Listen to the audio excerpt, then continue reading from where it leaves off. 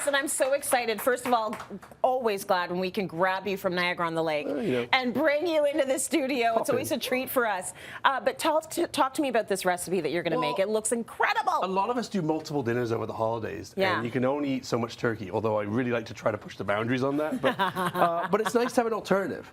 You know, so what I've done is I've done a complete dinner, but instead of the mashed potatoes, we've done something different with the potatoes. Instead of the turkey, we're doing a roast pork. Now, this one, you know, I get a little carried away. Look at this thing, right? It's beautiful. But I just go to the butcher and say, I want a pork center loin cut, bone on, but it doesn't have to be this big. But the idea is we're going to slow roast this. But pork is great at taking on flavor. Right? But the first thing you got to do is you got to take a nice sharp knife and you got to score this fat, because this beautiful fat here is what tastes amazing. It's the flavor. But it also, by scoring it, you allow the spices to get into the meat. But you also give it more edges.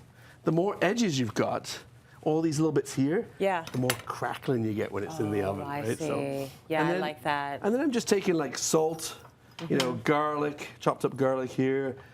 Nuts, fresh herbs like rosemary, thyme, tarragon, a little bit of black pepper in there, and then the spices. A little cinnamon, just a touch of cinnamon, you know. And if you're at home, please put your stuff in shot glasses, because it just makes it more festive. Well, you know, then it's like, oh, it looks nice. It's so nice. Cumin, I don't know what it is. I've got cumin in everything lately. Yeah, cumin's a good one though. A little bit of chili powder in there.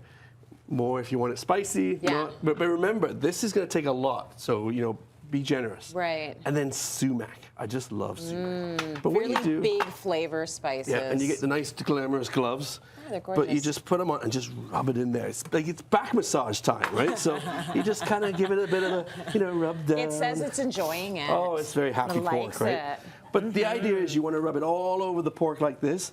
And then I've got a nice wire roasting rack. So all I do is I simply take this, put it on there. But if you don't have a rack like that, just chop up some carrots, a little celery, throw that in the bottom. You just want to raise it up so that when you cook it, you get that nice circulation. Yes, okay. Yeah. Now, here's the trick. In an oven, really, really hot, 450 degrees for about 10 minutes. This will start to crackle, and you'll think, oh, my gosh, I'm burning this. Drop the temperature down to like 325. Forget about it. That seems to be the way to do. Like, if you're looking for that exterior that's got the crispiness, it's the way to do it. But everybody gets afraid of it starting to brown so early. But what happens is you get something like, oh, thank you. Look at that. Like that is insane. Beautiful. And the nice thing is, they're crackling on the top, but you can let it cook nice, low, and slow. So if you're having a dinner party, put it in 300, forget about it. You know, and it's going to just be so tender. And you can take the bones off and carve it, or you could cut the bones like I've done here. I like how you did it. Yeah, Brontosaurus burger. You know, it's like the big Fred Flintstone thing going on. Right? Love it. So that's the easy part for the roast. Okay. Potatoes. Let's talk about potatoes. Well, we've all done mashed potatoes, and they're great. But these are the old classic scallop potatoes. All I've done is taken a good cast iron dish, but you can use a little casserole dish. Butter in the bottom. A little bit of garlic in the bottom, and then not even peeling. Just clean your potatoes, and then you just take the ends off a little bit. You made them look so pretty. So, I mean, it's not even a mandolin. You're just doing a thin slice, Just a slice. And you could do it, you know, a little thicker. You cook it a little longer, but if you're in a bit of short time, a little thinner. And all you do is you put it on there and then just push down. Lovely. And that's it. And then once you've got that all done, then you just take a little bit of cream. Pour it in here. And Chef is single-handedly bringing scallops back because, for some reason, people don't make them as much as they used to. Well, dolphin-wise potatoes became really popular, where you boil the cream and you slice them all up, but it's a lot of work, right? So with this, I've got horseradish, herbs, cream, and you literally just pour that till it's about, you know, 50% covering the potatoes. And then you literally just bake them in the oven until they're just starting to get cooked, and when they're starting to get cooked, you take Parmesan cheese, breadcrumbs, sprinkle over top, and look at this. And that gives it sort of a little crispy, crunchy top and cheesy. And I love family style for these kind of meals because when your friends come over, you don't want to be plating and everything gets cold.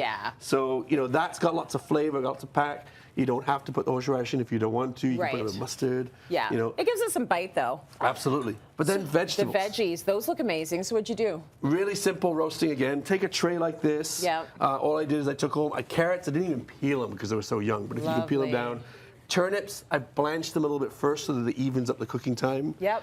Apples, just cooled those nice. down. Yeah. And then I tossed them in some oil, some honey, a little bit of rosemary, and then I threw it into the roasting tray and then just baked it. And you just slow cook and slow cook.